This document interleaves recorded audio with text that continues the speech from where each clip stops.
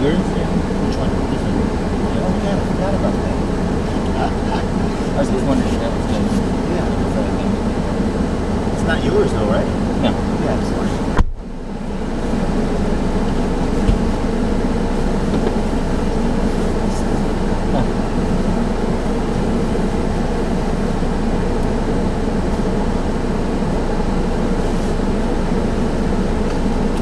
There's a whole net thing there too. Oh yeah. Work.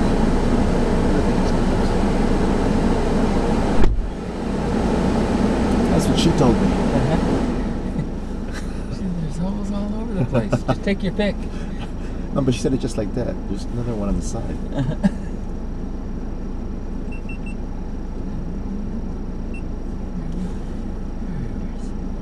Hey man, you got a good sounding stereo system there, man. I was listening just now, and you know, I'm really picky, you know, for the sound. Yeah. So I can tell. You got a good sounding system, man. You still have them tower speakers, man. But you can't beat those. And then you have you know, really good the brands, man, Techniques. How about Yamaha? That sounds probably better unless it's screwed up since I used it last time. You mean a receiver or what is it? Just a amplifier. Amplifier, right? You could have that somewhere. But that's, man, those. Look at that cat. Those, what do you call it? Those Yamahas are like kind of high end, aren't they? I mean, it was kind of, you know, medium high end. But it's still Yamaha. Yeah. You know what I'm saying? Yeah. You know, as far as speakers go too, Bose are they're great speakers.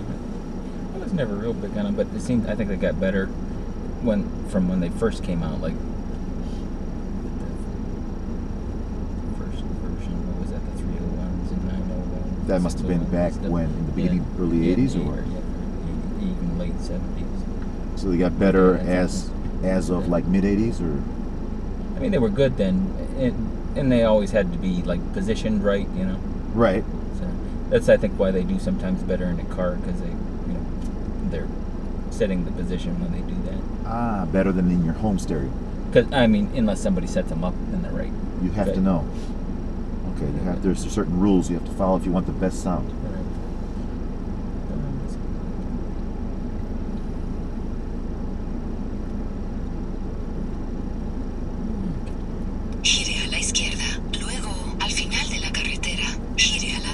She's back.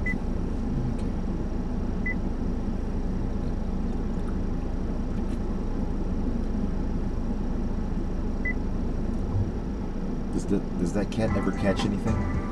Yeah. Like what? Birds, lizards. Does he really?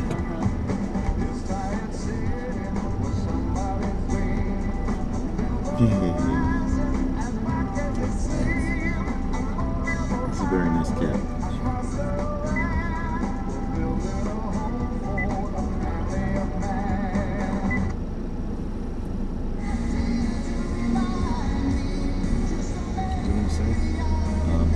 So when do you think that Bose actually started improving? I mean, like got better as of when? We get 90s? What? Oh no, I was asking Rob about Bose speakers. I was wondering because he says they got better, so I'm just wondering when. I'm thinking, I guess, more when they're installing them in cars. I think maybe when I'm hearing them in the vehicles. And I think maybe some of their smaller stuff seems to be better than it was originally. He said a lot of it depends on this configuration. I think they're really heavily, you know, weighted in the, you know, banking off the right walls and stuff to get the best sound. And I remember when my brother had them. This is back in, must have been the 80s. They weren't that big. Right, they're small. Like this. It was like that. But man, they got some pop while it was amp too. But I mean, he could put up with volume, man, no problem, without distortion. Yeah, which one did he have? The 301?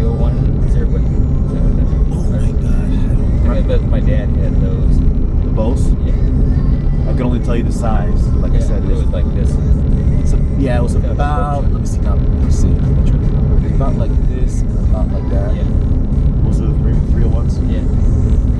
And then he had like an Onkyo amplifier receiver. And then I remember he had a linear turntable back there. Yeah. And let me tell you something. When I put on a record, like I'll never forget, Chicago had Greatest Hits. I swear that you would have thought that Chicago was playing in my sister's room. The sound was so unbelievably clear. I mean, I heard things in the songs which I'd listened to all my life. I heard things I had never heard as far as the quality, as if they were right there. The instruments seemed like it was right there live. Yeah. It was unbelievable. And since music is, my life, it means so much to me. I mean, the music that I love. Yeah. I was beyond heaven. And the feelings were so strong, so deep, that I felt like a few times in my life. It was paradise. So that's why, too, I was wondering when you said that the Bose weren't so good when they first started out. I was wondering, but then they got better. I was wondering when they got better to see if it coincides with more or less when I heard those speakers, those Bose speakers. Yeah. If it was more in the 80s they got better, or not until the 90s.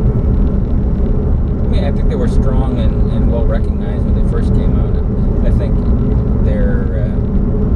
maybe some of their smaller speakers that I haven't got a lot of experience with the newer ones. And actually, my dad's got some smaller speakers from Bose now too that sound like better this? than Like this? smaller.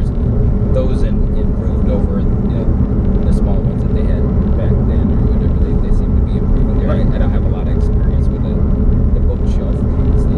Yeah, but I mean, the small ones. The small ones can. Well, I mean, I'm an audiophile, but I'm just saying that the small ones can give you the same sound as the ones I told you. Yeah.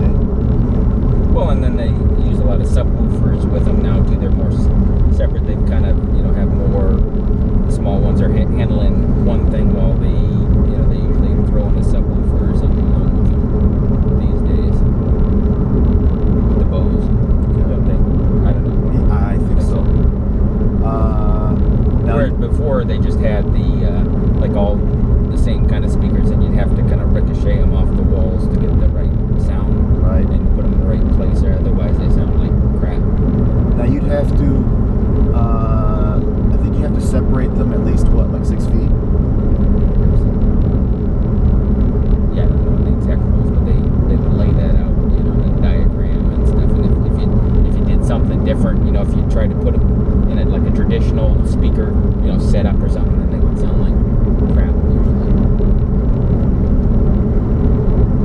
They're dependent on the the angles more than some other speakers where you could just set there and get stereo. Yeah, well, for example, going back even further, when my brother got a Sony stereo system, and it wasn't expensive. Yeah. Back in like the late 70s, it was a few hundred for the whole system.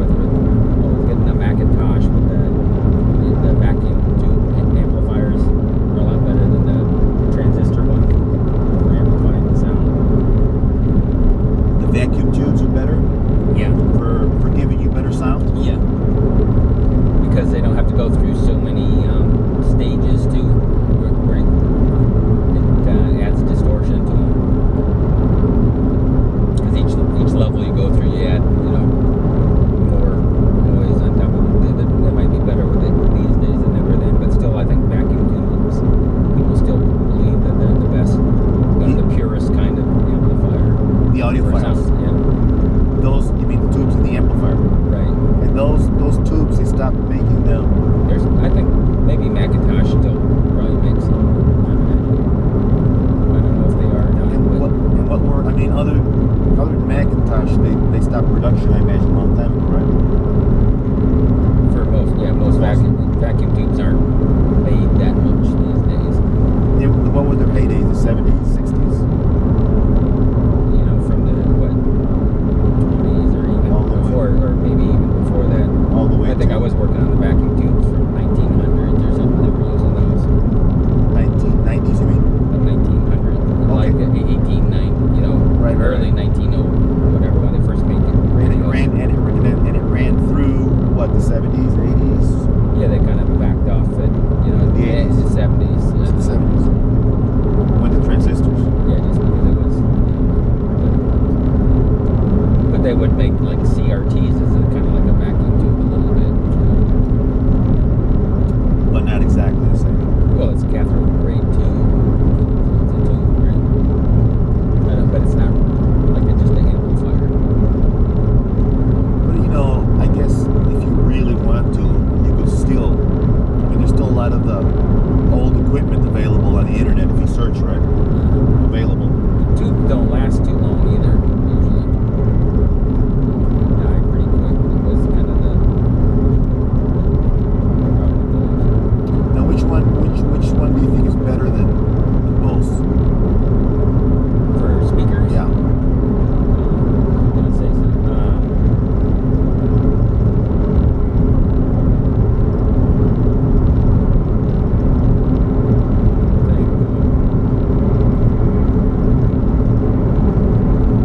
I mean, for home, you know.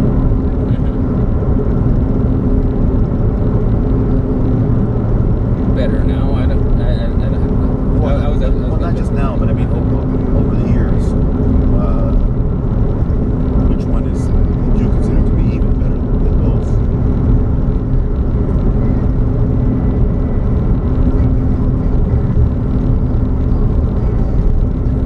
Yeah, Can't remember. I don't think I'd rank. Yeah, I couldn't check that. Check that now. I'm sorry. I said I couldn't say that now. I don't know. You really don't know. Well, I mean, I think I remember looking. I was kind of looking at speakers in the 80s, 90s. They like some of the ones that had computer amplifiers or something like KLH, but they weren't like. Oh, I know one that they were talking about too. I don't know the name of it. These audiophiles too were buying these. It was like a sheet. It was like a whole sheet back in. This was in the late 70s, early 80s. It was just like some kind of sheet that they was a speaker. I forgot the name of it. That they thought was the best. So they were spending a lot of money on. My friend, he'd go around.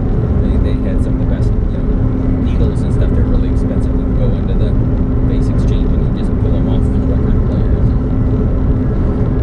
oh really? Yeah. Are you kidding? Like $250 needles. You just in his pocket. Oh my God.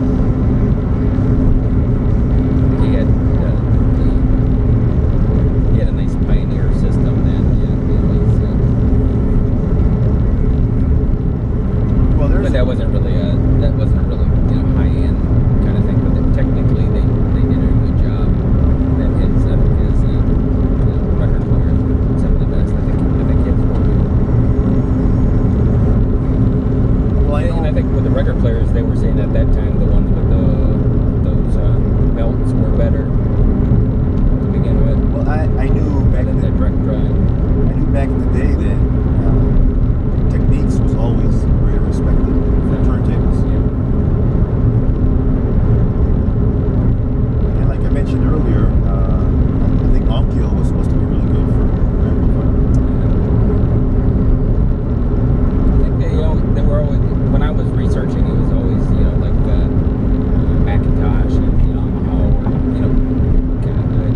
But Macintosh was like far away the best from anyone. Over the years or now? I don't know about now. like Yamaha or whatever, or Macintosh was probably what, professional, right? It's professional grade. Yeah. Really for the audio files. Audio files. I don't know if some of the high-end Yamaha was pretty good, I guess, but I think Macintosh was way from them. Even better. Yeah. See, the thing is, Kind of like the Chinese versus, the top Americans or something. oh, you mean the Daltons? Yeah. I was going to say that I consider myself an audiophile at heart because of what the music means to me, in my life, and how much feel it. Even though I don't have the knowledge, technical knowledge of what an audiophile I'm sure would, but I sure as hell would love to learn or have that knowledge.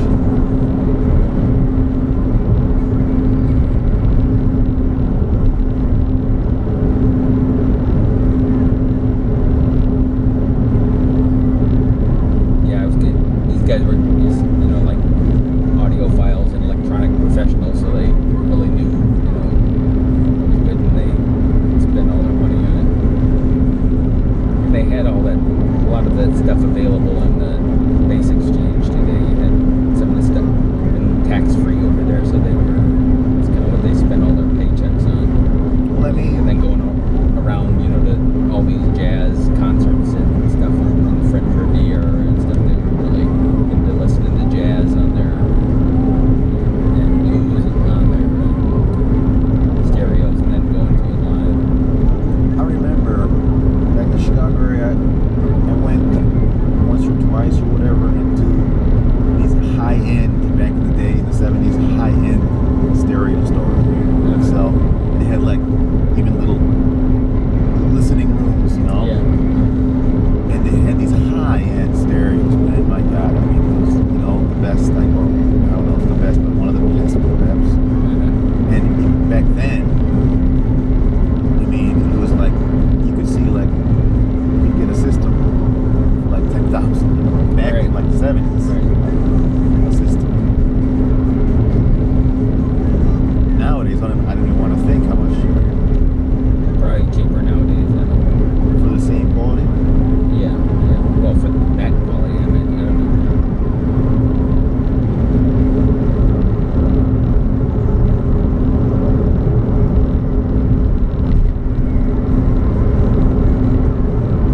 Yeah, I'm gonna have to plan a trip to go see my stuff that I have in storage in the Chicago area, which I left in storage 20 years ago, Yeah. and see what the hell is salvageable. All my records are there, Yeah. and whatnot, furniture. Unfortunately, I guess I didn't have the foresight to get one that was climate controlled. So you can just imagine 20 years, of having, Cycle. the cycle of the seasons outside the shed. And what's going on inside the shed, I don't even want to imagine what kind of fungus or mold I might find, and I don't know if anything's going to be able to save it. Basically, the first part of my life is there. I mean, all the years I was in Chicago, from birth all the way through to 30 years old, is there. So, I mean, I have stuff that means everything to me. You have to pay for that storage, or Oh, hell yeah. Oh, yeah, of course. And I think it's just going to, destroy me when I see it. And if I see that, my stuff is ruined, that's just going to destroy me. Because, like I said, those are all my memories and most important things, personal things. Gotta face the music, though.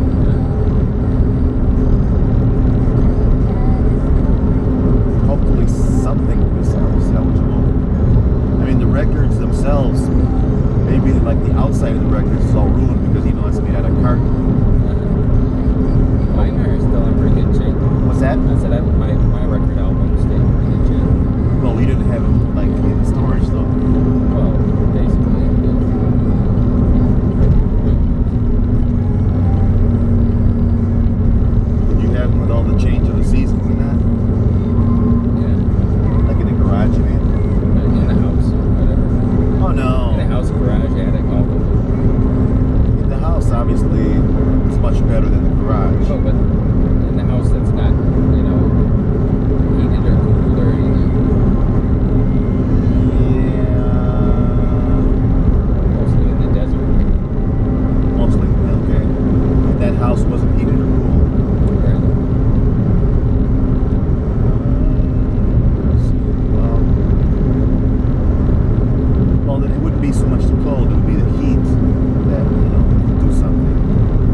the heat, I think, out here, what you really lose is the rubber kind of things.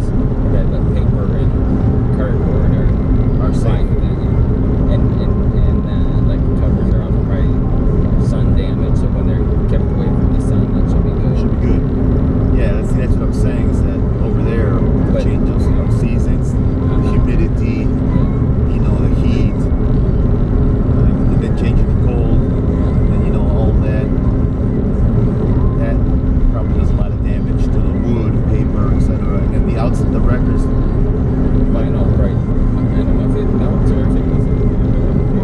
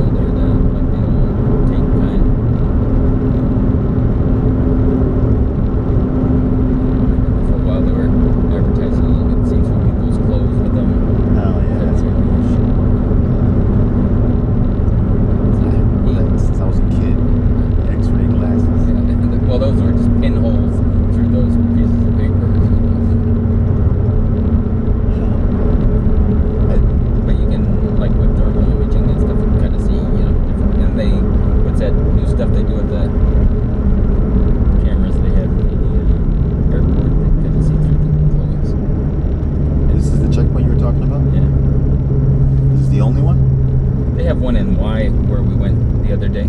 Just, I mean, south of there. on the way to Phoenix, this is the only one? No, there's actually, well, yeah, from Ajo, there's, like I said, there's actually 3 on this road from Mexico. There's the port of entry, then there's 1NY, Okay. and Oregon Pipe, and then there's this one here.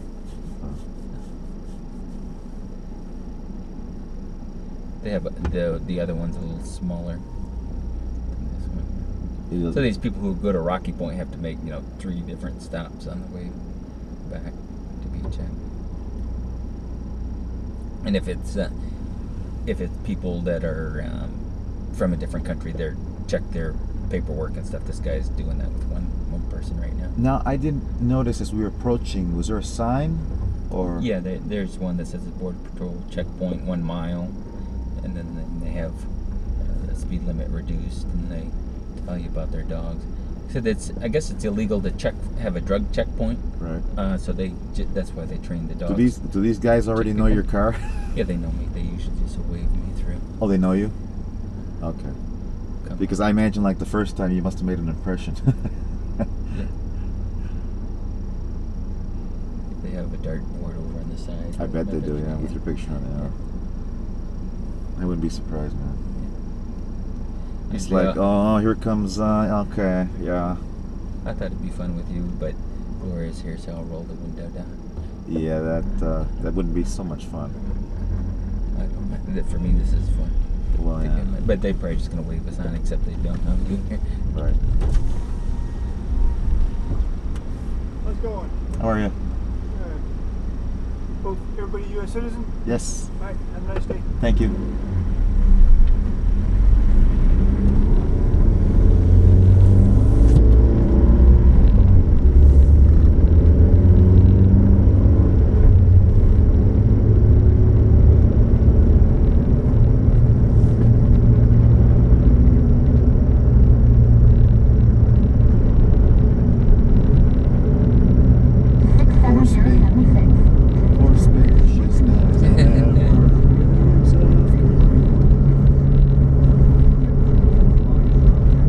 Rob, I like that inspired argument you made last night for not reciting the Pledge of Allegiance and the Star Spangled Banner. Did I say the Star Spangled Banner? You didn't like to sing the Star Spangled Banner. No, I didn't say that. Yeah, you did. You don't remember. Huh? I didn't say that. I said that. Which one was it then? Which ones you didn't like to recite? Pledge of Allegiance. There's one other What one. do I have against that? Oh, that was the Boy Scouts. Oh, the Boy Scouts. Star Spangled Banner's cool then? What are you singing for me? I'll tell you. Oh, say it again. You sing by the dawn's Well, so far. what so brightly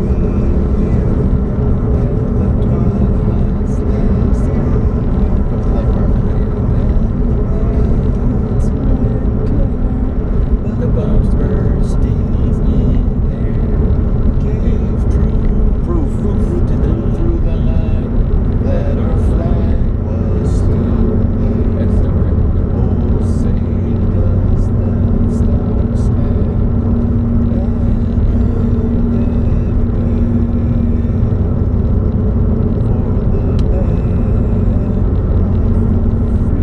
Well, that part's bullshit, but I don't mind singing. Let me finish.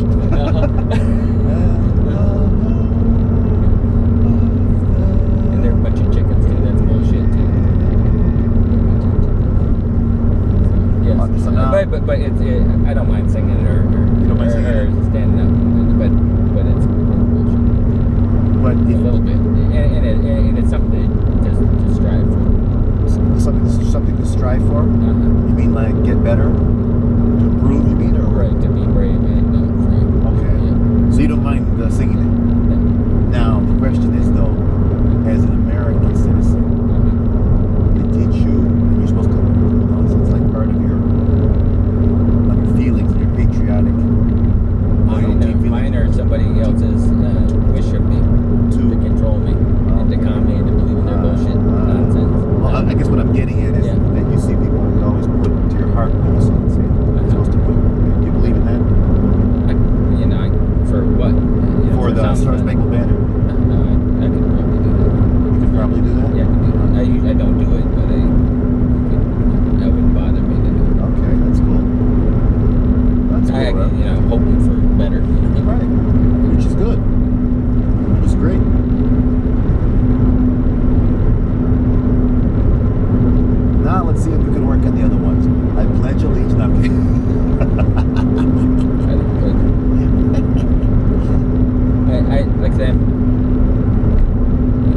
what Christine got into this too. They have some kind of like a global citizen or something.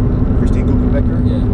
I let her know you sent her your gratitude and greetings. Oh, really? And did she answer back? I was just on the notes on the toilet before I left or something. All right.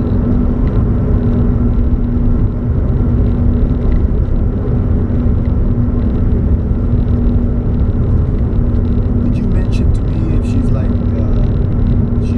currently, like, did she get married or? Oh, not that I know of.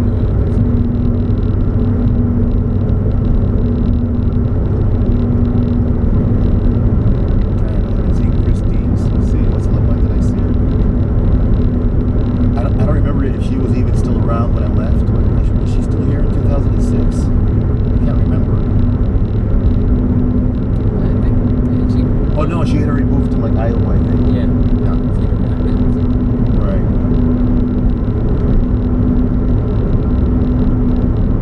She invited me over to Iowa back then. Yeah. I never got around to it, but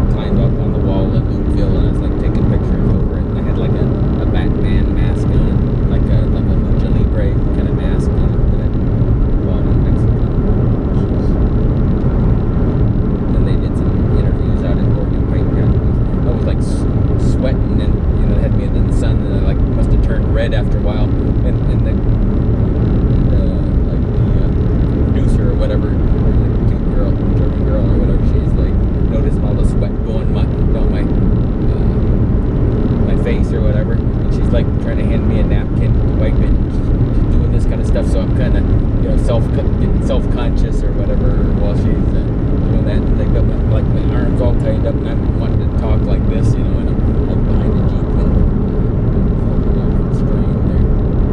It's like, what can I move my arm? They're just like trying to get me all lined up with the right lighting with the mountains and the cactus and stuff behind me, and then some other tourists come up, some Japanese tourists, or they're walking around. So we're just waiting for them to go while I'm sitting in the sun getting beat, so it's we'll see how it goes. And then we had gone down to that village that we went to. That's where we met this one activist Indian lady, and some border patrol lady came up on her little what do you call those, quads or whatever, and we started taking pictures of it, and she's like, well, you can't take pictures of me. And I said, I just did. And I keep on going.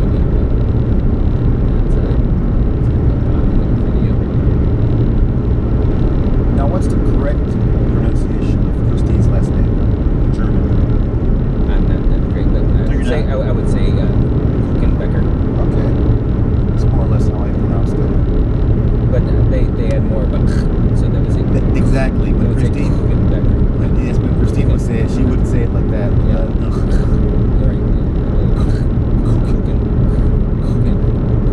That's a baker. Oh, that's right. What does it mean?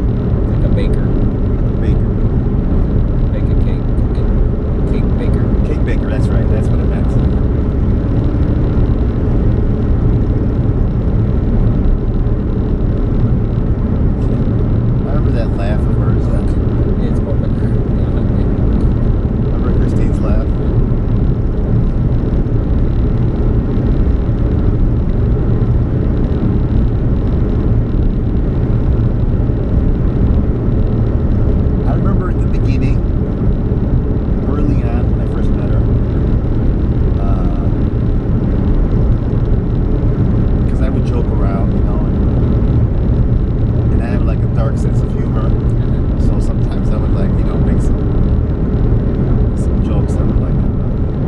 side. And I remember a few times she got like upset, you know, 'cause she took it literally. Yeah. And she got kind of like, I remember a few times she got kind of upset. Yeah. She was like, why, you know, what are you saying? I can't remember, but you know. But then, you know, as time passed, she got to know me better. She knew I was just giving her a hard time, you know, just making jokes.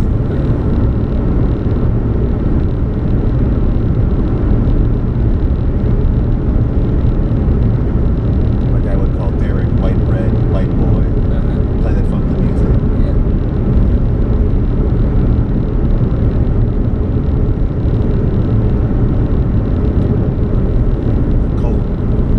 Cold master.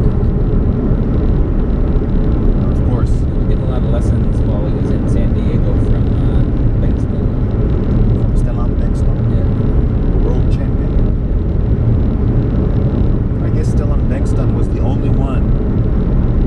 Well, no, actually, he wasn't the only one. I was going to say he's the only one that broke the streak of the Asians back in that day. But then you had Isvan Junior, who won the world championship in '75. Beckstone won it in '71.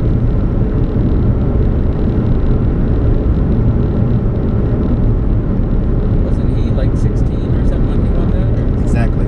Yeah, Beckstone was like 17, I think. Took a camp with him, but that was about it. That must have been good. Yeah, that was in '94. But it wasn't really that. He like did some talking and then he kind of hit around. It was like I don't know, a couple hours or something. It was at the '94 U.S. Open. Yeah.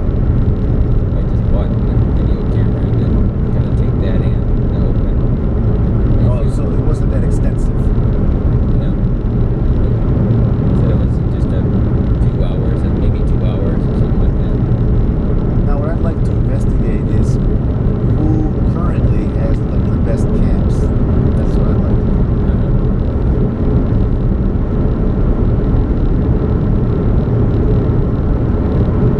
When I was on Gunther's website,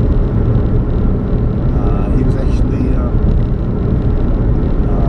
advertising some camps in Michigan where he's at. Yeah. And I looked to see who was given this Ukrainian guy, former Ukrainian champion, I think it was.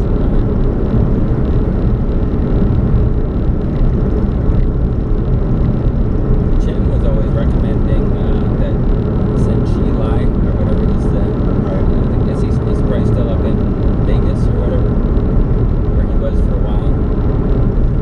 Chen was recommending him. And I think he was a big coach for a while. He was I don't know if he's still doing stuff up there. Well, I imagine, you know, because the game has evolved, because what happened is the game evolved to where, like, you know, what's the name of the Chinese champion? Wang Liqi. Like, more or less since his time towards now, it probably continues the same tendency, which was that they went to a closer to the table, I guess, more attacking oriented styles, like to finish the point sooner. Whereas in Waldner's day, you would have longer points. But then they went to more, you know, like to the jugular type play. Yeah. I guess they still continue that trend. I don't know, but I'm saying, you know, they probably do. So if that were the case, then you'd want obviously a coach that is more modern as far as that goes. But if you got a different style, maybe you need a coach that teaches you that style rather than something that doesn't really suit you either. Well, that's a good point. Yeah, that's a good point because you're not going to be world champion, right? So I mean, But even if you are going to be a world champion, you got to go with something that you're good, that fits you. Right, but I guess the tendency was, generally speaking, for the world's best, they went towards more of a, not everybody, but you know,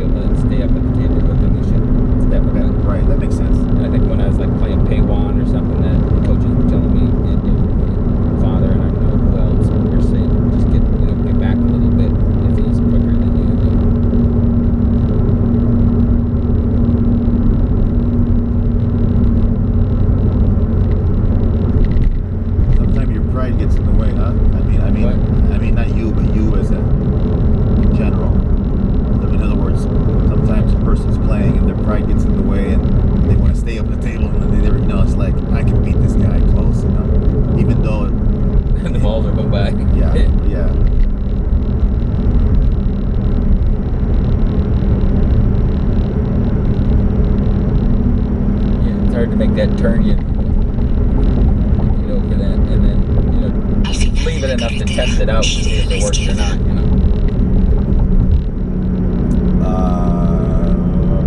I didn't quite catch you. What do you mean? If somebody tells you, to do something one way and you don't really believe it at first, Yeah. then test it out and see if it does work. Right. Get over the fear of testing it out, and not believing. That's true. Try believing what they say and see how it works, and believe it, enough to test it out and trust, that they're saying the right thing. Put your heart into it. Yeah. Yeah. And then if it doesn't, then you get. That's very true.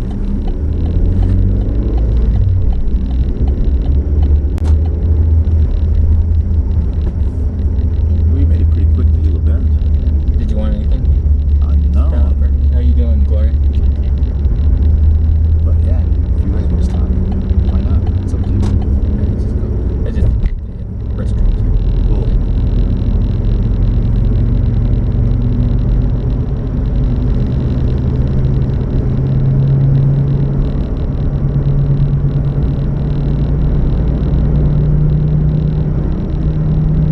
But yeah, I'll make sure and give a lot of the players plenty of opportunity to kick my butt, and give them that satisfaction.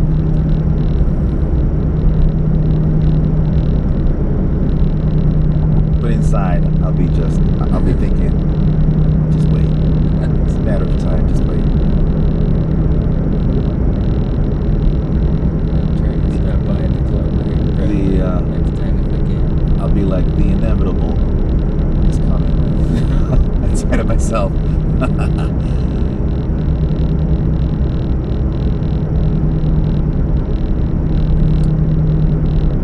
Now that goes for everyone up to 2000. Now after 2000, I'm not responsible. Okay. You'll accept the defeat. I'll accept the defeat. I'll accept the defeat with the 2300s, 2250s, yeah, 2400, whatever. I remember one time at the California tournament in Costa Mesa. Remember that? Costa Mesa tournaments? That was that the California Open, they call it, or something? I think so, yeah. It was like by the Santa Monica. Oh, that was Santa Monica, I think, right? Yeah. But the Costa Mesa was the Orange Coast or something? Right. They had tournaments too. There, yeah. Yeah, Costa Mesa. And yeah, I went to several. You went to several of those? Yeah. I went to a few or some. And there was this little guy. You would always see him Asian. Little guy with glasses, doctor. Yeah, that was probably one of my closest big wins. At the Parker, I almost beat him. You almost got him in Parker. I think I might remember that. I think I might have got a game or something like that. I'm not sure, but I think I remember that time you scared him. Mm-hmm. I think that was the first time we played, and he was having a hard time with the serves, and right. Kind of threw him. But then he kind of adapted. Maybe I think I might have won the first game, and then the second game he started kind of getting in, and then surpassed me. I might have been maybe a lead, and then the third game. And that's the thing about those guys is that I noticed that when they're really good, they can change tactics and try different things, Mm-hmm. And they can also figure you out the way to beat you sometimes, or a lot of times actually. That's why they're rated. That's why they're rated. He's running a big club in what do you call it now? I was watching it it was quite a long video that Koreans put on. And I played a tournament there in Mark, and I went film there. You mean currently? That's what he's doing? Yeah, he's doing it. He's got that Zalman Mullet, the Iranian guy coaching that club, all the time. So what is Dr. Lee? Is he the? He's kind of What position does he have there in the club? It looked like he was I don't know. Después de 800 yardas, some kind of high representative, I don't know, of the club board or something, or I don't know. Yeah. And it looked like they got a lot of financial backing in that area. Where is the Koreans? Where it's is in that? LA. I think it's around where we went to the LA Open. That time? That time that we went to the LA Open? I don't know if you went to it. I went to the LA Open, yeah. At least I've been once. there a couple times, and I think it's in that same area, where Craig Crum runs at LA Open. Okay, yeah, that's like you said. That's where a lot of Koreans are at, right? Yeah. Siga recto. They've had some nice, big tournaments there too. But didn't the LA Open they had like I don't know a few and then it stopped? Yeah, but recently it's been a really big thing. They've had I mean, it came real back? high level players with big money in there, like one of the biggest tournaments. Did they start the LA Open once again? Yeah, I think when did we go? Like when I said Mark got out, so it was like I went maybe the year before. That might have been a few other. Oh, that's great news, man. We ran into Ruben there and some other players, but that must have been like 2010 or I think I went in 2009. Did they still have it at the same place? This was a probably bigger place than you went, I imagine. I don't know. They had like 24 tables or something like that. All right. And they had, top players like from Germany, that Dimitri Bokchova or whatever. Really? And some You're kidding? good 2,800 players. Oh, really? Here. Oh, and they had Oh-Sung Oh from Korea. Oh God. He's world class. So they were like in the final. I think Derek got to play Dimitri Bokchova. Well, play is a relative term, huh? I think it was in the same group, yeah. I can't even fathom playing a 2,800 player. Uh-huh. I can't fathom it. It's like I'm not worthy. Worthy. You know what I love sometimes? Over the years, you probably had this happen to you too. Is you're going, through the ranks, and you play someone who's way, way, way, way better than you. I'm sure you had that happen where you play him, and you do your best, of course, and the other guy just has this like bored expression on his face, and he's just doing it like this. He is bored. He's looking over somewhere. He's like doesn't even pay much attention to you. Have you had that happen?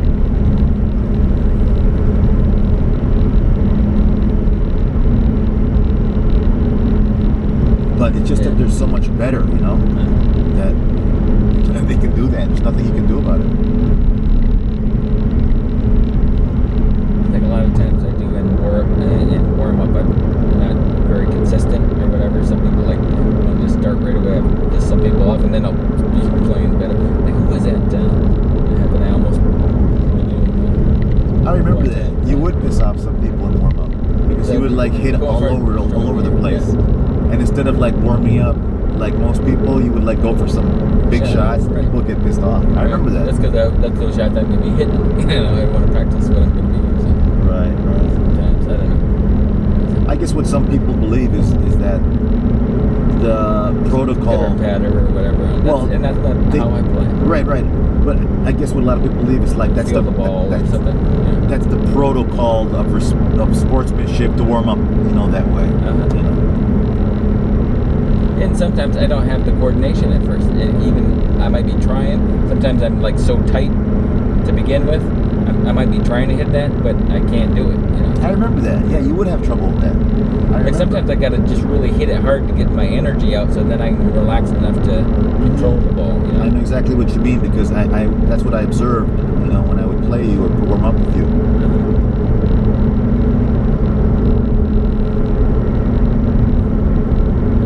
Was that Lloyd McQueen or something? I think I almost beat him because he's just got pissed off and let's start, and then I might have beat him a game, I think. Well, no, I was starting to say about Dr. Lee. There's one tournament that they Costa Mesa. He was what was he rated at the time? I don't know, around 23, whatever. And I guess it was because of previous match, tough match, that I got really upset because I remember I was saying to myself, well, I should have gone for more, It's I held back some, I tried to be careful careful at times, and let it out, but at the same time, I have to be careful because I don't want to make certain mistakes. But then afterwards, I was really upset. It's like I could have played better. I know I can play better. Why didn't I just let it go? And I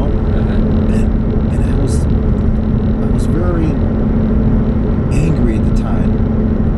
And then I had to play Dr. Lee. And I remember thinking to myself, I don't give a, I'm gonna just go for it, like, gangbusters all the way without limits. I don't care if Dr. Lee runs over me, or I don't care what he does.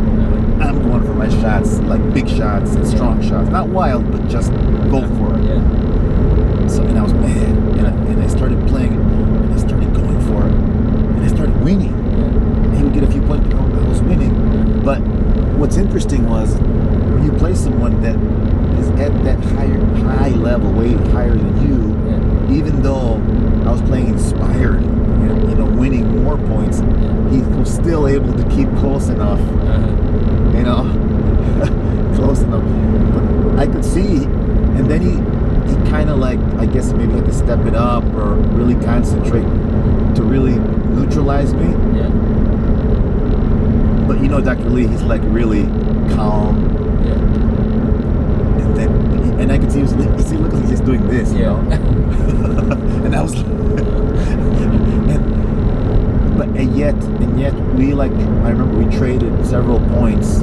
You can get frustrated pretty easy though too sometimes if you do some. But he knew me. But I think he composes himself well though after that. Yes, he does, and plus he knew me very well. Yeah. He would always, he was like, "Oh, hi, Louis," because I knew him. I knew him from years back when he was like 2,200. Yeah. And he would come to the Schaumburg tournament in Illinois, and we had the young Polish sensation back then who had come from Poland, who had been like number 1 or 2 at one time, number 1 or 2 junior in Poland, Bogdan Lewandowski. This is like, I'm talking early 90s. And he had that high tosser, and very typical Polish, very physical, very fast, exciting player, attacking style. Oh, I loved his style. He was so much fun, so exciting to watch him play his matches. Very, so much flair and dramatics. Yeah. And, I was a very young guy. And I remember Dr. Lee, would try. He was a really good player. Yeah. He would really try against Bogdan, really, but it wasn't the same level. But there was Dr. Lee trying, and then another tournament he would come and he'd be trying. You could see he was really trying, but Bogdan was just too much. And then as the years passed, Dr. Lee moved up. Became a 23 plus player, 2350. I think at one time he even got higher, up to 24 maybe. But at this tournament, I'm telling you though, I had the lead for a while, most of the points, and he kept it close. Yeah. He kept it close. Until finally, like, I came back down to earth somewhat, and then he won, of course. But it wasn't like, it was pretty close. Sometimes when I realize I'm ahead, that screws me up too. You're like, what? I'm ahead? Why am I doing that? Exactly. Awesome. Exactly. Can't focus, just play. I remember I was playing a guy. I thought it might have been one of the highest rating wins I had. He was like a 2350, and I could easily beat him.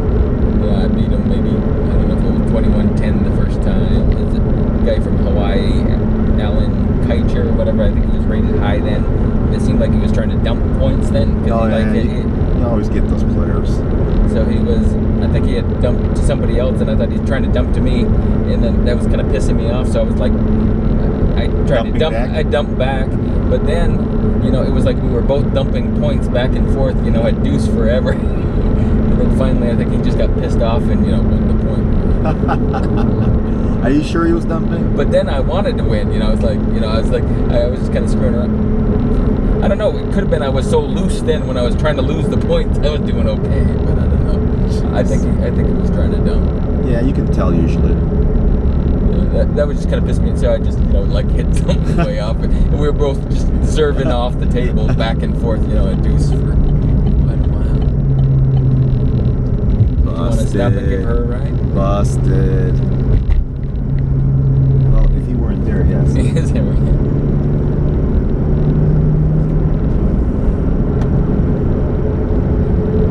But I think one of the biggest ones they had was just I got pissed off because or I wasn't mad or something. I was in Florida. It was like a 2150 or whatever. They thought he should be kicking my ass or something. And he had a bunch of friends with him who were just trash talking or something. That just kind of got me really focused. I beat him maybe 2110 and 2110. That was kind of a big win for me. Now, what was the highest rated player you ever beat in a tournament? I think that was that guy, that 2150 or something. The guy you just mentioned? Yeah. Right, and under 10 both games or something. Do you remember his name? In Florida. And I think he was kind of, they were kind of overrated in that area. I don't know if he was from Florida or Philadelphia. I think it was probably Florida. I don't remember his name. It's probably on the list or something. You have it on the history? Yeah, I think it's in the history. I think that might have been in 97 or something. Now, for some reason, I remember back years ago when they put the tournament histories down. They only went as far back as 94 for some reason. Why was that? Some guy who was at the Colorado or something who got pissed off and got rid of all the records. Really? Yeah. Is that a fact? I've heard it several times, and it was some kind of some guy was pissed off and got rid of the records. I don't remember. And why was he? What was he pissed off about? I don't know the details of that.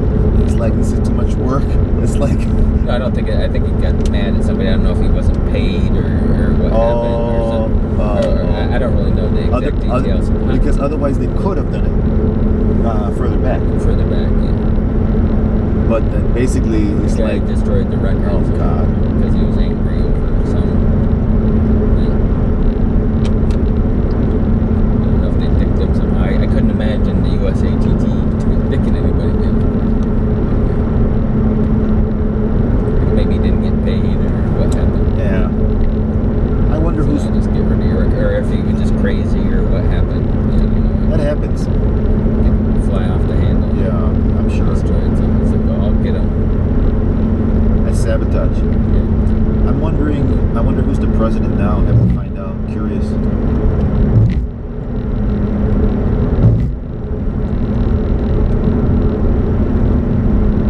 I remember when Danny Siegler was president, I guess like there was one side of the camp that really supported him and another one just couldn't stand him.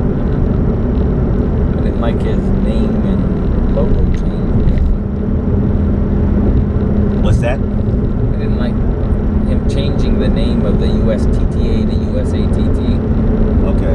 And I didn't like the logo The logo change? Yeah. Well, now they have another logo too. Do they? Yeah. Oh, what's it like? Is that the ball one? Or? I mean, it's not the same one as when I left 10 years ago. Yeah. It's another one. Have you seen it? Is it like a ball that's kind of going like this with a swoosh on it? Or something? I can't remember because I haven't seen it enough. I saw it when I went online to look for my rubber, but it hasn't stuck in my mind because it's too fresh. But I do know it's different than the one they had when I left, though. But you know what? I prefer this one much better than the one that they had when I left. Yeah. I really didn't care too much for that. You didn't either?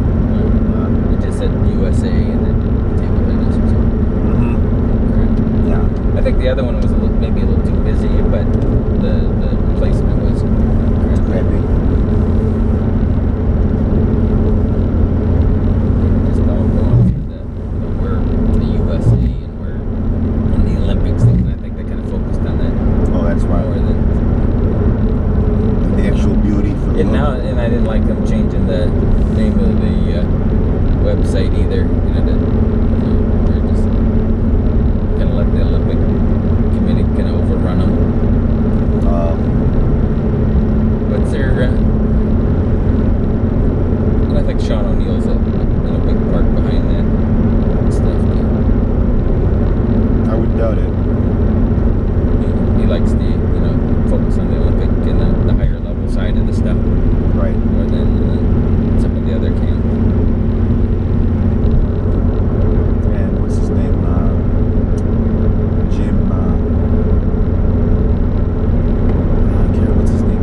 always challenge Sean O'Neill.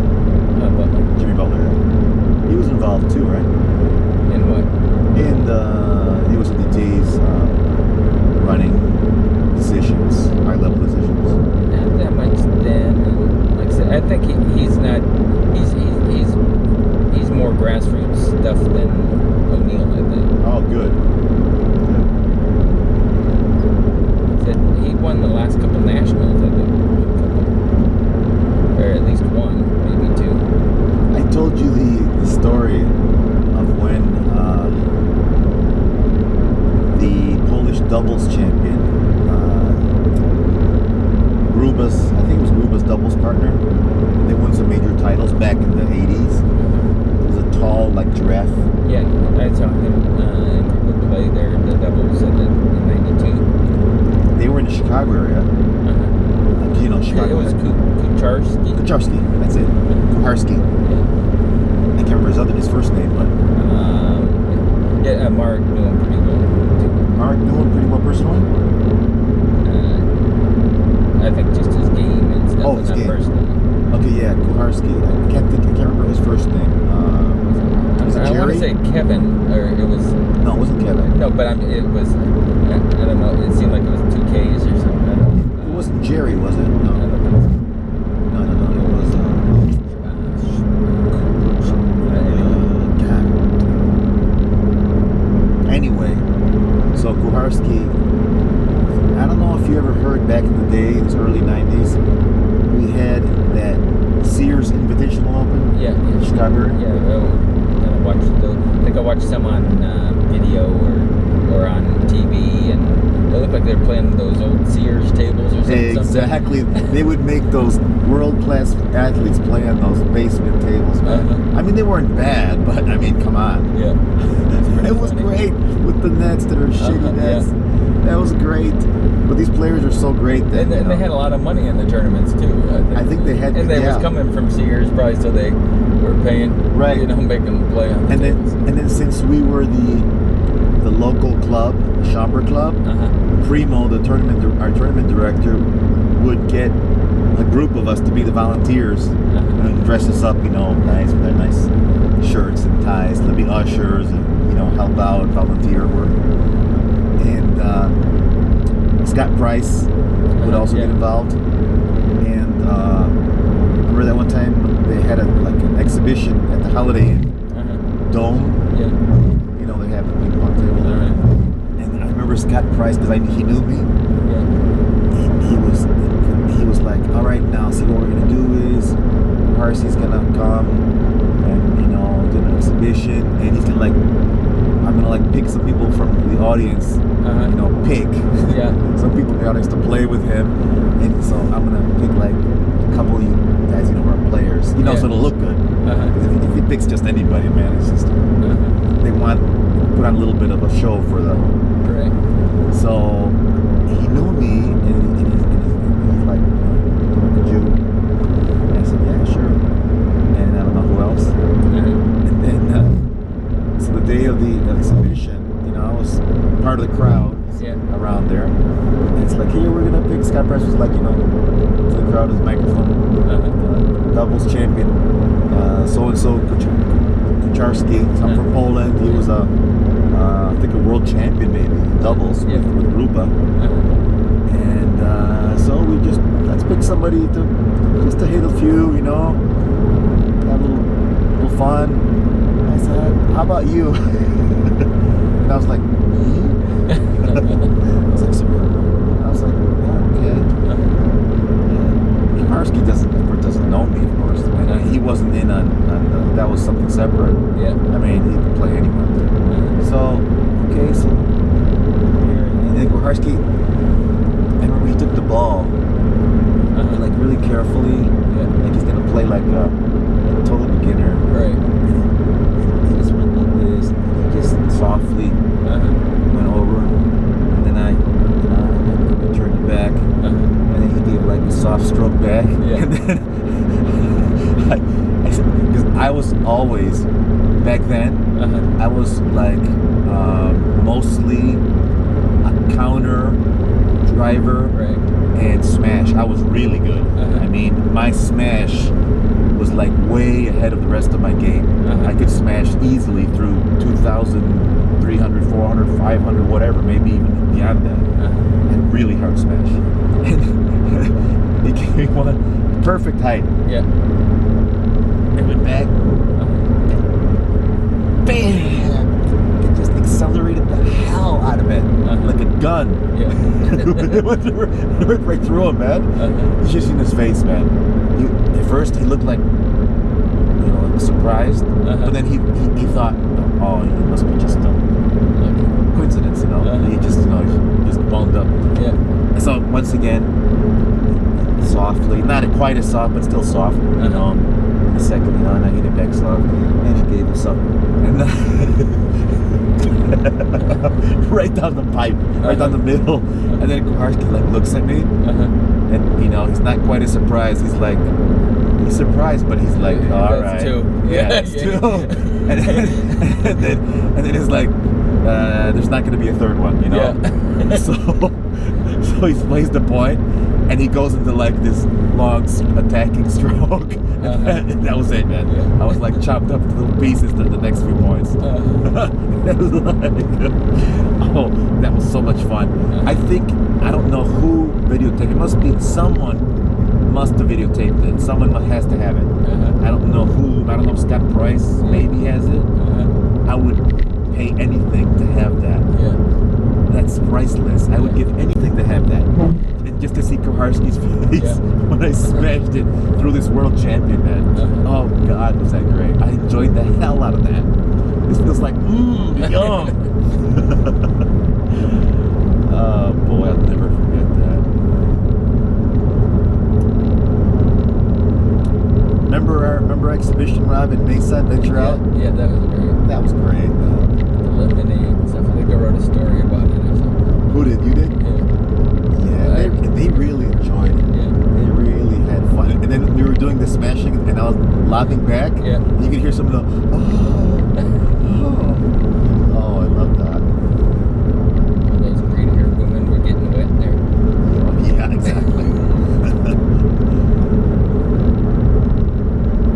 actually went out with that was, I think, a very good exhibition too. I was surprised it went so well. But so I'm not really, you know, that long of a player, but kind of helped me be more consistent. Exactly, because at the time I was really sharp as far as defending and controlling. Yeah. And I could really position the ball well on the speed, the angle, the spin, all of that. Yeah. You know, where I wanted it to land. And what I tried to do is I tried to give it to you in such a way that you like the ball. It was comfortable for you as best as I could, knowing you. Yeah. And so that's why. And then if you were off a little bit on your kills as far as not giving it to me in such an easy place, I could still adapt a lot of times because I was quick and I had good control. That was part of my game. And I think one thing that was better about our exhibition is we got so many people hitting just some kind of bad. We were, you know, variety. Exactly, variety. We did do the variety. Yeah.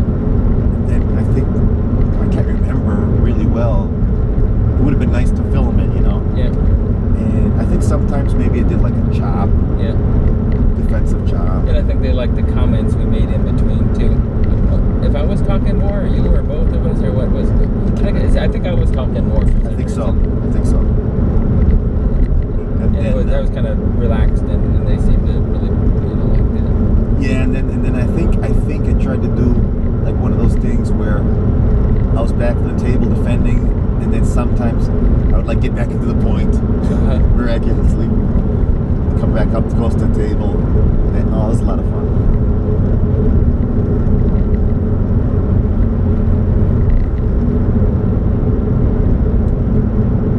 But I'm gonna have to like reinforce the knee in order to hopefully, you know, get back to doing some of that stuff, because the thing about those movements and that kind of play away from the table, man, your knee better be in good shape, because you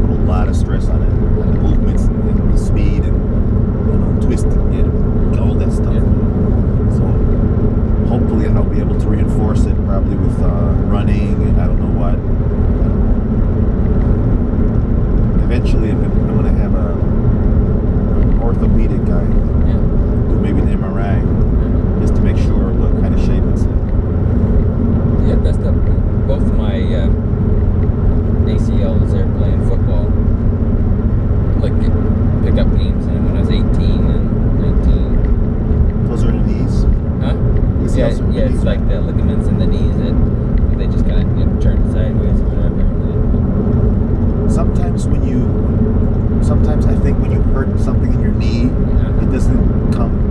You know, it's like sometimes it's like stretched out or whatever, and it doesn't ever come back all the way. Right. It's never quite the same.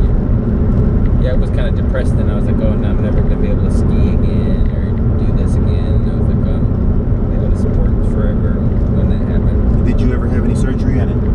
Yeah, they did some like arthroscopic that was kind of new at that time in the 80s. And then they, when I was in the military, it went out again. I like dropped the motorcycle on it after I had messed it up playing football. And and then they just like kept me in the hospital so long, like for 3 weeks, you know, and the stretching out. And that wasn't really the right thing to do with knees or put them in cast. You're supposed to just kind of exercise them a little bit. But then I also had some, I guess the meniscus, you know, flips over and it would get stuck, so I couldn't, you know, put the knee out or something. So they kind of cleaned that out. But did it ever come back to what it used to be? No, but it's stronger, and I think table tennis helped that. The movements, the movements with table tennis, the way I move in table tennis strengthens my knee. Really? But I did lose it, like during one tournament. I think I was playing Ken Hoover, somebody, you know, I twisted it, and then I would, like, finish the rest. I would like playing on one leg. On one leg. It might have been Alex. I don't know who it was. Yeah, in table tennis, that's like slow death. Playing one leg. I was just kind of like that, you know. So, okay, I'll finish this out, you know.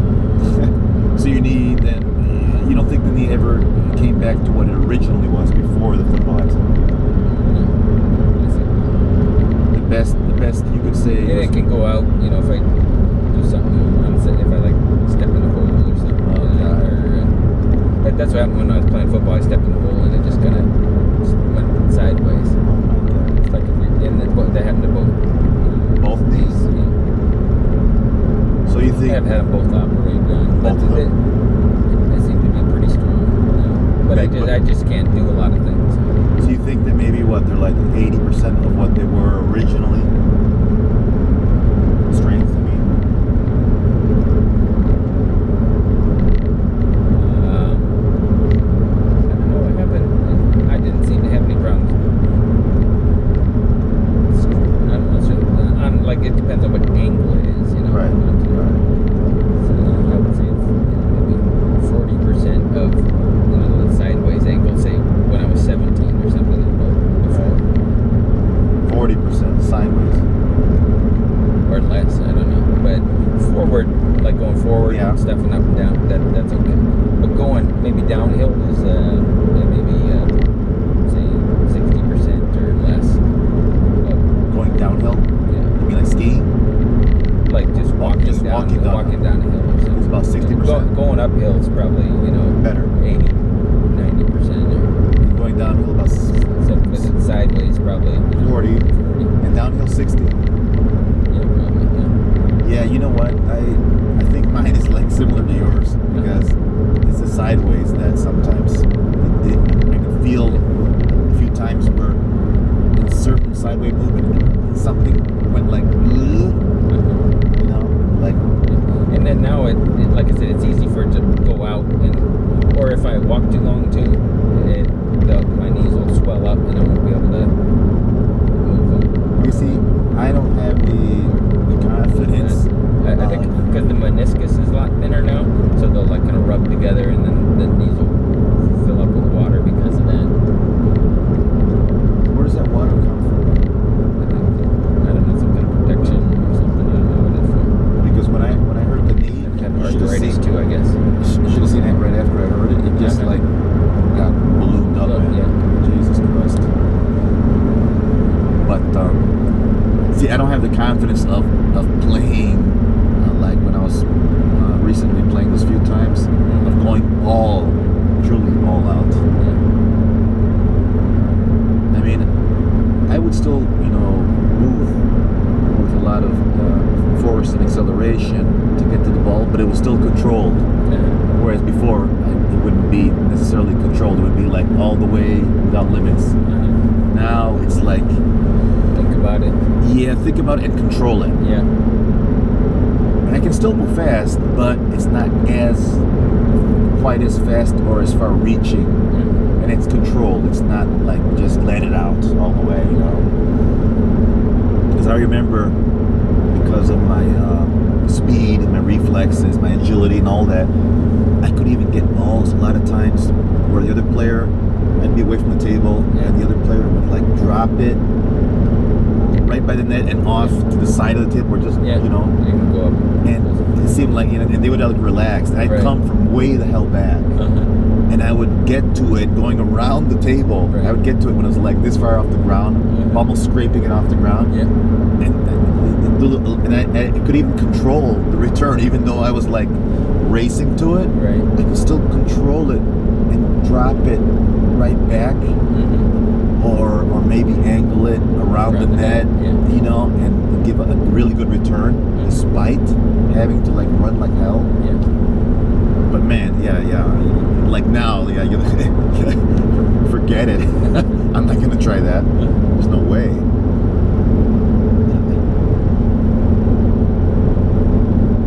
I guess it's important for the. A lot of times it's important to even if you don't think, go try for it, so you kind of build up those muscles too, or even let the opponent know you're not going to just give up when they do that too. Right, but first, I guess the smart thing would be to have an MRI and see what the orthoped says. You know, so how does it look? Because I noticed that now it's thinner here, it's narrower here than here. It's like I lost some ligaments or something. It's kind of like, you know, like when you kind of suck your cheeks, you know, it's kind of like that. It's kind of sucked in a little bit, my area by my knee. So something's not the same, obviously.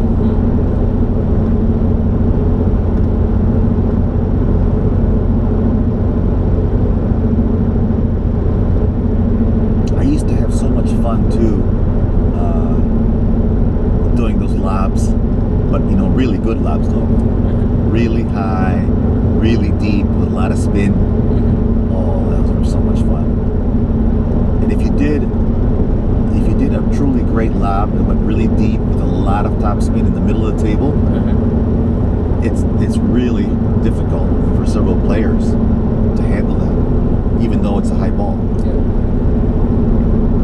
It's going so fast when it coming up because it's got and deep. And since I would be able to control it not only deep but to the middle of the table, I cut down their angles. So even if they re-smashed it, I could a lot of times, you know, get it back again with another lob. And then, you know, a lot of times I could even win the point, either through a miss by them, or one of my favorite plays in table tennis overall, which is the counter smash. Love that. I remember seeing that for the first time when I was down in Peru. I was like 15, 16 years old, and there was this guy they used to call garbage, basura.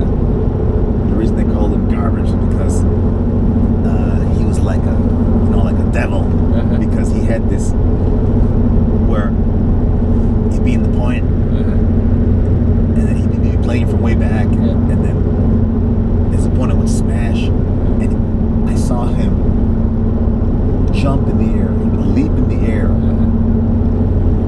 and smash that. Was that? Do a scissor kick too?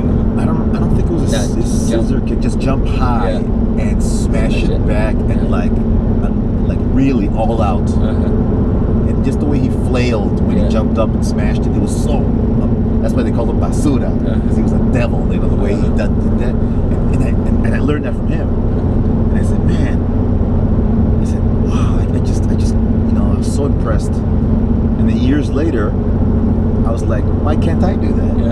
And since that was my game, a lot of, you know, was the flat hitting a lot. I had a lot of really good flat hitting counters and smashes. I was able to pick it up, and so I did it on a number of occasions. It really does work. One of my favorite matches that I ever watched was in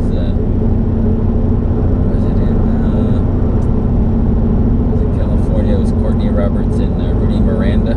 Oh, those guys. I remember them. And it was in that one hot gym. Where was that? In Rialto. But Courtney was always better than Rudy. But Courtney was just like making a fool out, and purposely making a fool out of Rudy while he was playing. And Courtney was Jamaican, right? right. And so he was just kind of screwing around with. I don't know if Courtney was maybe 2350 Right, or something, exactly. And Rudy was he about 22 something. 22, yeah. Yeah. And he was just kind of screwing, doing all this behind the back, and then Rudy would get frustrated. Rudy was good. Well, and then I think he like kind of set Rudy up to hit one, then he like, you know, Rudy hits it, and so he jumps over the barrier, you know, not even looking the other way, and just counter smashes it, comes around, shit like that, just continuously, you know. He's just surrounded with people love that. Hundreds of people just surrounding the table watching this match. I don't know, and he's just screwing with them, doing all kinds of. Rudy'd be like sweating. You know how he lobs a lot, Courtney or whatever. He's just doing that. He's just not doing shit, and he's just coming around from all kinds of. And Rudy was like dead serious. He'd be sweating bullets. Yeah, I remember that. That was hilarious. It was actually. You almost felt sorry for Rudy. Yeah. Right. He's working so hard, you know. And Courtney's just really loose, you know. He's coming up with all kinds of shit. Yeah, he was. Seen before. He was very, very loose, very smooth. Did you ever play Dr. Lee's friend, Locke? Yeah.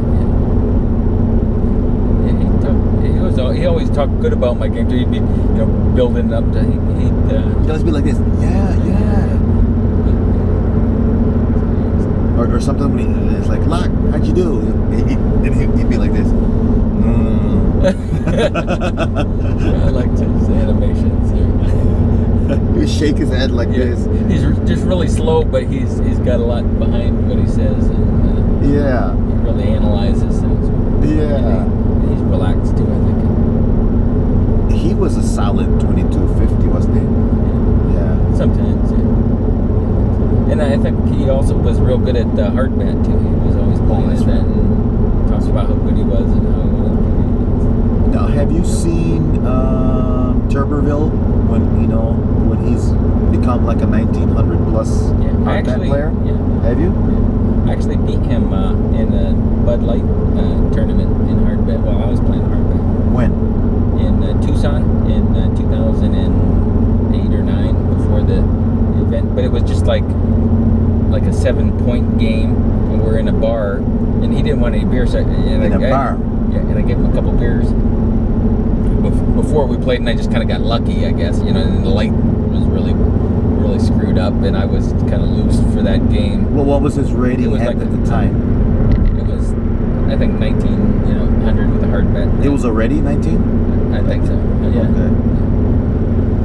And Jim was really surprised to hear that I had beat him, because it was like a tryout to go to Vegas for this Bud Light tournament. Have you seen the ad for that? Or seen that? I haven't. Okay. I haven't. You'll love it. Here, I'm going to show it to you. Or you can. But I was like it was like a Bud Light super teaser, and I was kind of the super guy on it or whatever. I was like the big punchline for their thing, and the interviewers really loved me. They kept saying, "Oh, we loved," but they just put in like a couple clips. I was dressed up as this boner man or whatever, like a boner man. It was like a super. Well, I just got that name when I went down to the tournament in Tucson. Super played to Tuberville. I had like a cup that was kind of upside down, looked like a big boner or whatever. Oh my God! And I had tights on and a cape, You're kidding. and the little eye things or whatever, Boner man. And some guys, when I was going to the and everybody was pointing at it and stuff. When I went to the restroom, some guys like, "Oh, boner man!" And so I went with it. So like when I was playing in you should have gone like this. Yeah. When I went to the event, they have me like point at it and stuff. Now wait, how many games did you play, Jay? Just one? I said it was just like one 7-point game. I think. That's it. So I think that's winner takes all. It might have been more than that. Yeah, it was just you get eliminated or something. Played. I don't know if it was more at the end, but I think I bet it. Beat him in an early round or something like that. Now, did you just happen to play extra good? Was Jay a little nervous? Was it the beer? Was it a combination? What was it? How did you get him? I think there weren't that many points, and maybe I played pretty good, and he was and the light was pretty bad or whatever. It's 7 points, anything can happen almost, but Well, I mean, you got to be at least a certain level at hardbat. You were you were pretty good at it? At After I hardbat? get warmed up in hardbat, I can kind of play it. Okay. And maybe we kind of both warmed up when we got there, so I was a little warmed up. I think I would have done better at that hardbat tournament too if I would have had a little more time to warm up. But they were interviewing me, and then also I had what was it? I was supposed to play that Korean girl, that Soo Young. Have you seen her? I don't think I've seen her. She was in the Maricopa, but it was a handicap tournament when you got there. So they had 4 different groups, and they had like professionals. They had like invited people. Then they had the bar players, and then they had I forgot what the other one was. But yeah, they had. It was kind of interesting. The way they set it up. But I think I was in this one professional group or whatever. The people who won the bar events that got into something. Freddie Gabriel ended up turning up to in Tucson to qualify for this tournament, so they would like send you there and pay for a nice hotel. And Freddie Gabriel, he was a good player. Right. And he's a top hardbat player. Was he? Yeah. Do you remember? I remember I would play back in the '90s. The Chandler Club, the tournaments. They had a handicap event, which wasn't sanctioned. Obviously, it didn't come from points. But there was a table where if the player was so many points above you, you would play the 51, and you get so many points. Right. Do you remember that? Yeah. That's the first time I played Mark, and I beat him. I had like 36 points. I would always do really well in the handicap event in the Schaumburg tournaments against, whether it was higher or lower, but I would always do well because there was different psychology, different strategy if you were the higher or the lower player. And I was really good at adapting. If you had to give away, let's say like 40 points or whatever, or 43, I wouldn't panic. Después de 500 yardas, gire a la izquierda. The secret was like, if you have to give away that many points, don't rush and don't panic because it's only worse.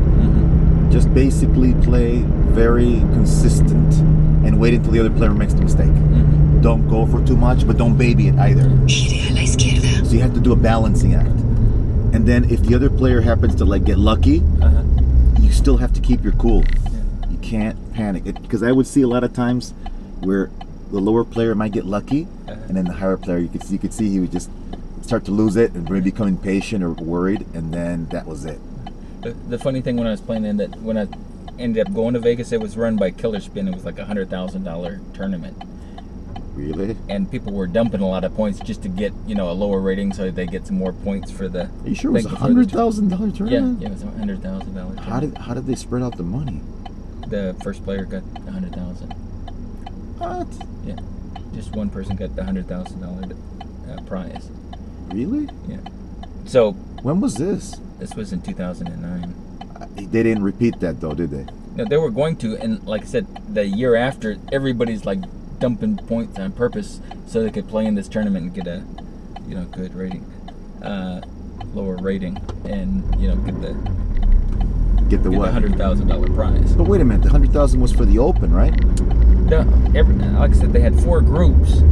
Yeah. And the if you had a rating already, you were in this professional group, and then you were given handicap points for the tournament. So if you mean you could win that prize with a handicap? In other words, you'd be playing for the prize with a handicap? Right. For the top prize? Right. No. Yeah.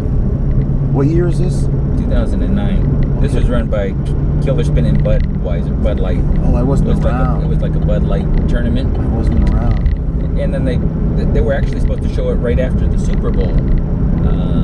The film, so I guess not so many people saw it because something else preempted. I don't know, some kind of tragedy or something happened around then, so they ended up showing it later, so it didn't get quite as much of a audience as. Now wait a minute now, but were they playing according to the 51-point system, or? No, this was like a 21-point game with a small ball. I think it might have been a regular ball. I think it was a regular ball, and you played with their hard bats.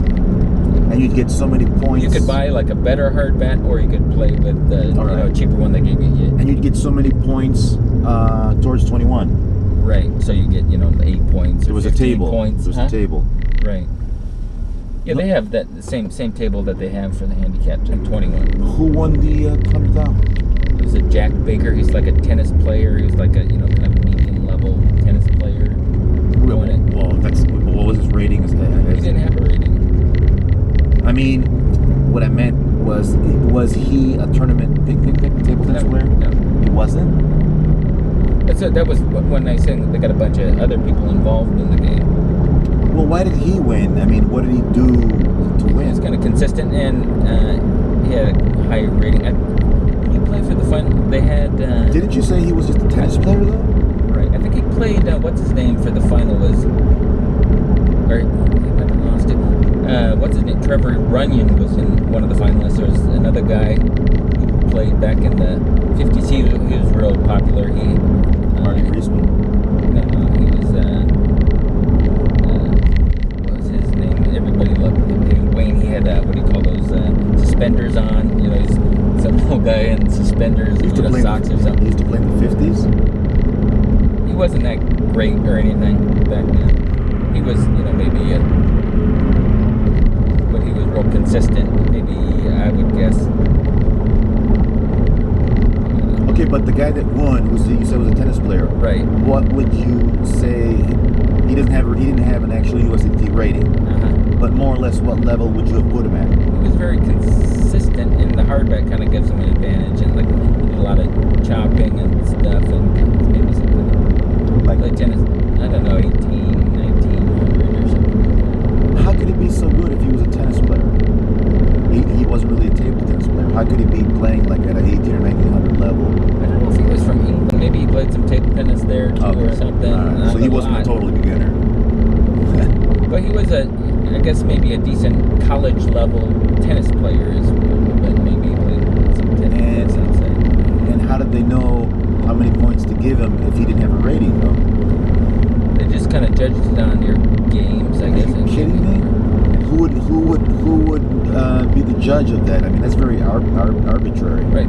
They had and they were just maybe looking at how you did. A lot of people complained about some of the handicaps they gave to some people. Right. Like this guy. Like this guy, for example, he didn't have a USDT rating, so what? You just have like some judges that look at him play and they decide how many points to give him. That's very arbitrary. No, they look at the game, what your points are in the game. First, you play in a group or whatever. Oh, is that how they do it? You played four different. They had the all-star group where they had people like Lily Yip and who else was in that? Trevor Runyon and I don't know, Eric Owens and Paul Leibowitz. I meant just about everybody played that tournament, right? Not that many. For 100,000. It was hard, but Jay was there. He did a lot of the not a lot of the narrative, but who was it? Scott Gordon was kind of organized a lot of it, and then who's that other guy from Minneapolis? Oh, the little guy, Mitch Seidenfeld. No, he was in the tournament too, but I'm talking about who ran it. Was a guy who wears a hat a lot. He's kind of tall. Ed Hogshead kind of was big in this tournament, and also Ed Hogshead from Rockford, Illinois. Yeah. And then who else was big? Brad Balmer. Yeah. He was in that. I actually played him in Tucson. Now, what was Ed Hogshead doing? He was kind of he did a lot of judging and announcing and things really? like that. Yeah. For the event. I know. He did a real good at announcing stuff. So. I know Ed. I know him so well because we would always go to the Rockford tournaments. Yeah. And Ed Hogshead, I'll never forget, at the last Rockford tournament I went to, because I knew I'd be going to Peru and I'd be moving away because the parents sold the home. So a lot of times after the Rockford tournament, they would go a big group to go eat a pizza or whatever. And so I remember he made the nicest comment. I mean, table tennis wise, that anyone has ever, biggest compliment anyone has ever given me. And he did it in front of everyone.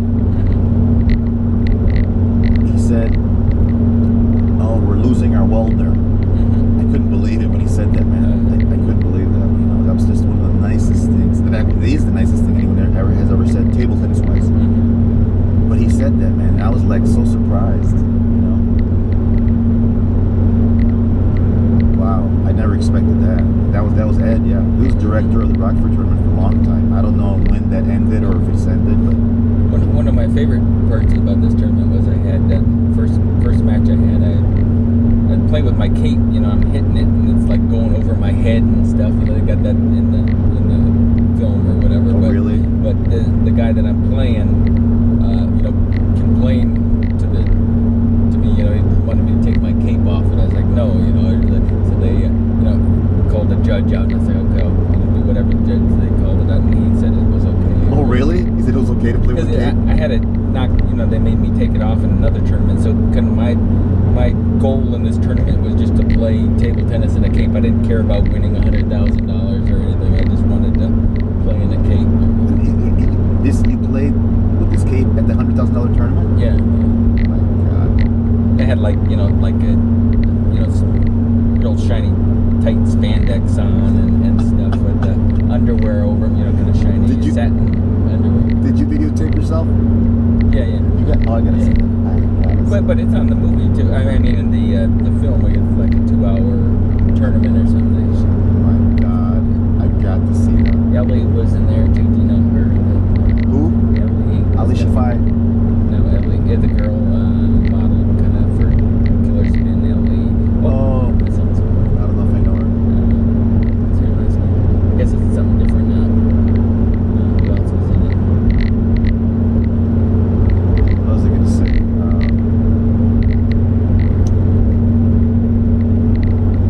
So they only had that one time. Right, and everybody was expecting it for another time. That, you know, we're saying it was, but They were dumping points. Huh? They were dumping points right and left. But they did get a lot of people from outside, and also in the tournament, they kind of filled the stadium with some shills too. You know, had some guy, you know, sitting next to me asking me about stuff. And he's like, keeps on saying, awesome, and then he's like calling somebody on the phone, you know, and he's kind of was filming that too. And he's you gotta come down. They're giving them, you get free beer and all this stuff, shirts and all Oh, kinds. you mean he was like paid to do that? Yeah, I think they had a lot of people there who just kind of paid to, you know, build up the energy and all throughout the tournament and stuff. And they brought Anna Kournikova in there, and I think I got one of the best pictures of her out of the, you know, other ones or whatever, where she just hit the ball. She only hit one ball. Anna Kournikova was there? Yeah, and then who else? They have Gila. So you saw her up close? Yeah. She's hot, man. She is hot. I used to call her Anna Kournikova. And who else was in it? They had Biba and with her, and that Gina, or what's that Hungarian girl? What's her name? I forget. I think I know what you're talking about. Is it with a B? Biba? No, not Biba, but Gina Pota. Yeah, Georgina Pota. I think I heard her. She was really hot. Gorgeous, yeah. Yeah. I got some nice picture of her where her nipples are coming out of her shirt and stuff. Everybody likes that. I'd love to see that.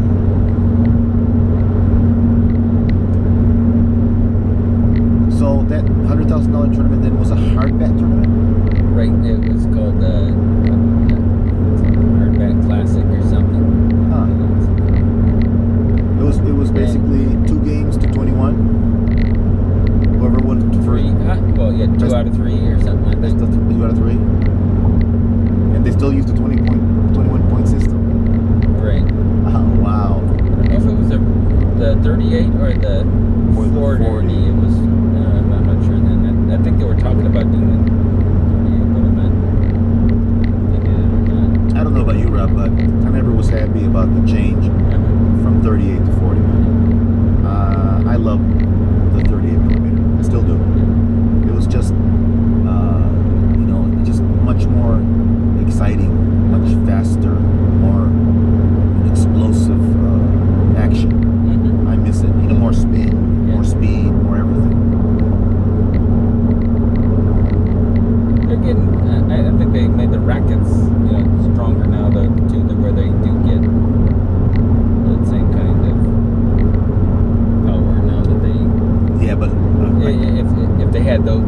together, it'd even be faster. Yeah, faster. But are you willing to go so far as to say that with these new rackets, you're getting the same, 100% the same action as you did back then?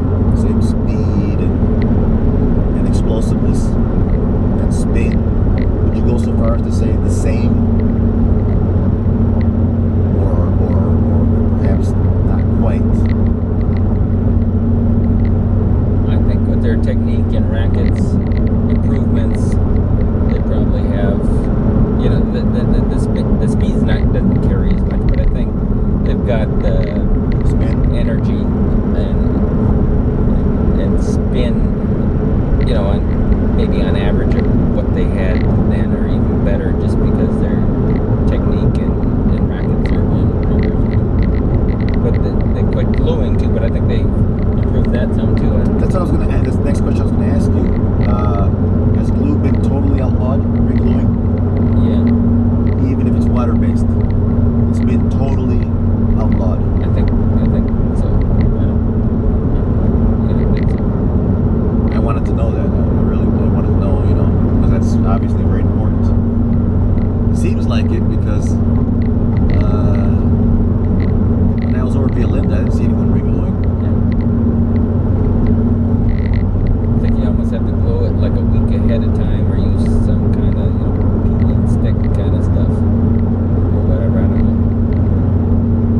That's another thing which I didn't like, that they outlawed the re-gluing. Because once again, you just can't beat that action re-gluing. The fresh glue. Oh my God. The rubbers, aren't they? They're getting close to the re-gluing effect that they had, but if you had them both, I don't know. Exactly. And the sound, they're also imitating the sound you used to get. That's one of the most pleasurable sounds, you know. They kind of sound deader or something. I don't know. It's kind of pop or something. Back in the day, you know, with explosive, Yeah. that pop was just so pleasurable to the ear, man. It's just like you want more and more. It's addictive. It's just something so beautiful, exciting. I did it a few times. I didn't usually use the better glue. Sometimes I just use like the Elmer's or whatever. Re-glue it. It seemed to last longer. I mean, or, you know, be more steady for a longer period. But you know, the re-gluing, it worked, man. As far as giving you more control, more spin, more speed, it worked. Yeah. Did you re-glue much or not? No, I didn't actually. I didn't. No. Just kind of a pain in the ass. And sometimes It was I would kind of a do pain it. in the ass.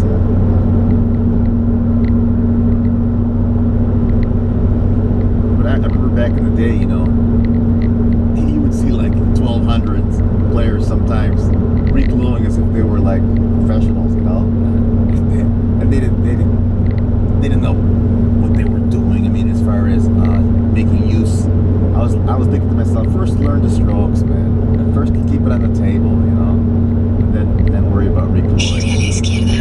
Más adelante. It's kind of loud there.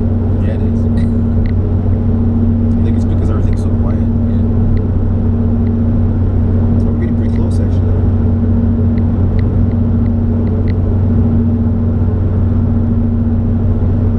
Taking the freeway here.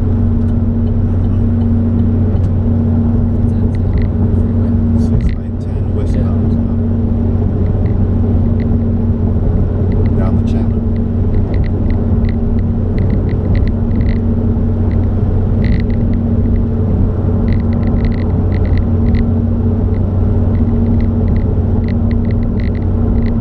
You gotta remember to get your landline. Oh, phone number. Yeah, I'll just put it on the cell phone, and then I'll write it down. Después de 800 yardas, gire a la izquierda. Luego, incorpórese a la If you autopista. have the cell phone, if you text me, I get that pretty easily. You might text messages. Yeah. Or if you leave a voice message too, be able to call back. That's you're talking about the other. Yeah. The other. Remember, and you've got that. Yeah.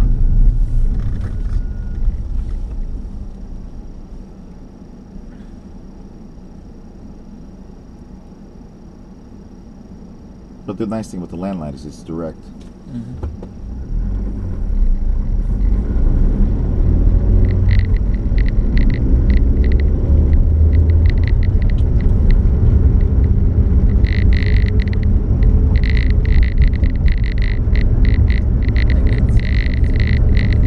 Gire a la izquierda, luego incorpórese a la autopista. 520387, and Gloria knows the rest of it. 51957. She knows it. What's our last four numbers on our phone, Gloria? 5914. And what are the first three? It's 520387. Oh, that's with the area code? Yeah. Okay. What was I going to say? I think God willing, as they say, I think hopefully, I'm pretty confident, pretty hopeful that this week I should be ordering my racket finally. Okay. And then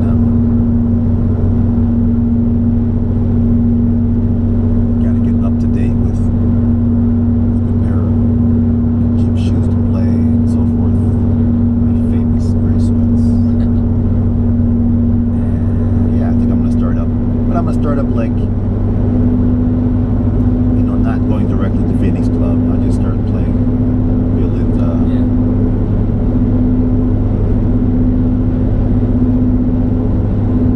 Yolinda's free too, right? Yeah. Salida a la derecha, más adelante. Wonder what Matt charges. I don't know what his rates are. Yeah, I don't know. Have you heard now? It's not that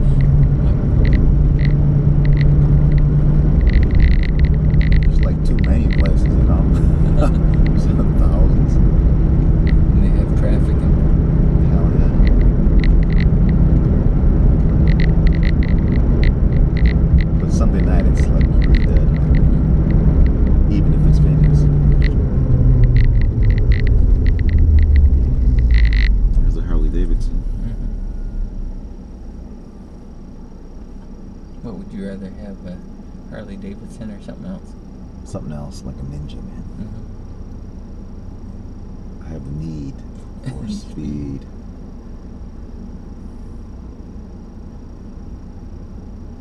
I mean, that's if I were like, if I had to choose, right? But I mean, it would be nice to have both because they're different styles. Harley would be great just for looks and the style, you know, of going with Harley, the way it looks sometimes. For cruising comfortably. During the weekends, they have like free food and stuff over if you go in those places. Into these Harley things. Yeah.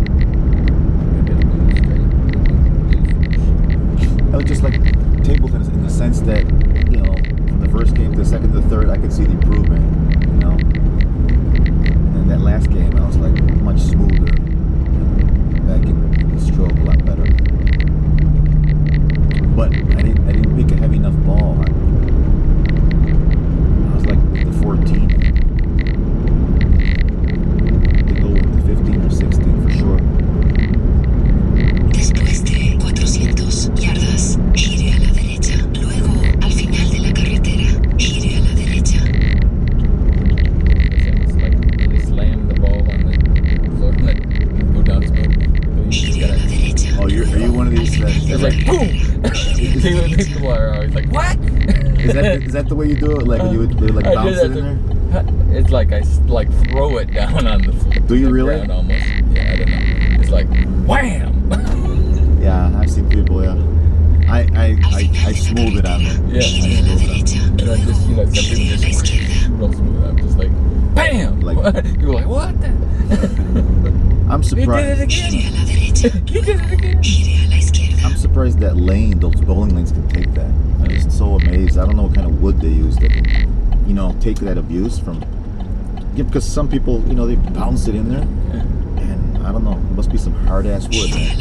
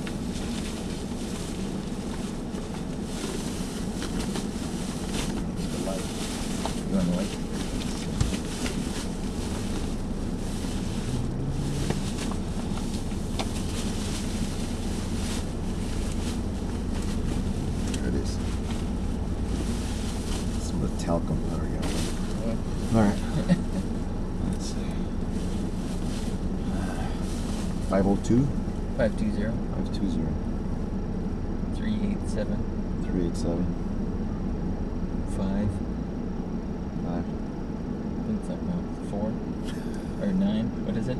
4. 5914. 5914. 5914. Okay. All right, man. Okay. Thanks a lot for everything. Good seeing It's you been a again. blast. All right. Thanks for all the driving. Okay. Yeah. Have a nice trip back. Okay. And hope to see you soon, man. And next time, maybe play a little Pong, you know, Yeah. wherever. Uh-huh. By then, I should have a racket. And yeah, man, I miss it. Yeah. Okay. Had a great time. Okay. Gloria, it's been a pleasure. Yes. Thanks for everything. You're welcome. And it was very nice to meet all of your family. That was a lot. There's a lot of them, but I'll learn their names, I guess.